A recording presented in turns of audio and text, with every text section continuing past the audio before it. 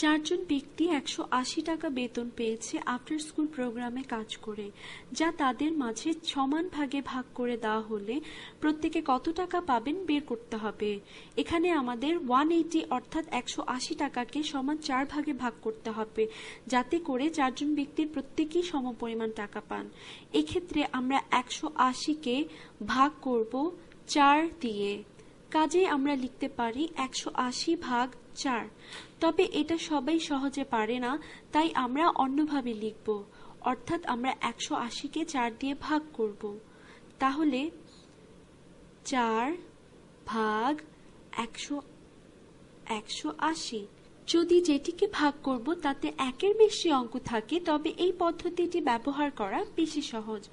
লক্ষ্য করি, যেহেতু 180 এর শতকের ঘরের সংখ্যা 1 ভাজক 4 থেকে ছোট, তাই আমরা 1-কে 4 দিয়ে ভাগ করতে পারছি না।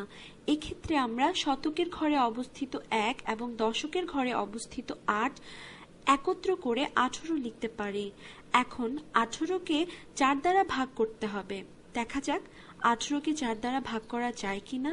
লক্ষ্য করি, 4-কে 4 দিয়ে গুণ করলে 16 হয়, যা 18 থেকে ছোট, এবং 4-কে 5 দিয়ে গুণ করলে 20 হয়, যা 18 থেকে বড়। অর্থাৎ আমরা 18-কে সর্বোচ্চ 4 বার ভাগ করতে পারছি। তাহলে আমরা লিখতে পারি 4 4 16, 18 থেকে 16 বাদ দিলে থাকে 2।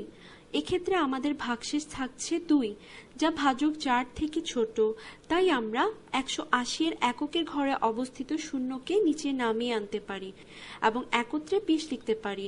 অর্থাৎ আমরা শূন্য যোগ করে 20 পাবো। এখন আমরা 20-কে ভাগ করব 4 দ্বারা। আমরা 20-কে খুব সহজেই 5 দ্বারা ভাগ করতে পারছি, যেহেতু 4 5 20, অর্থাৎ 4-কে 5 দিয়ে গুণ করলে আমরা 20 পাচ্ছি। আমরা 4-কে 5 দিয়ে গুণ করা 20-কে এখানে লিখব। তাহলে 4 5 20-এর 20 এখানে লিখছি। এক্ষেত্রে আমাদের কোনো ভাগশেষ থাকছে না, তাই আমরা বলতে পারি 180-কে 4 দ্বারা ভাগ করলে পাচ্ছি 45। সুতরাং 180 টাকা 4 জন ব্যক্তির মাঝে সমান ভাগে ভাগ করে দিলে প্রত্যেকে 45 টাকা করে পাবেন।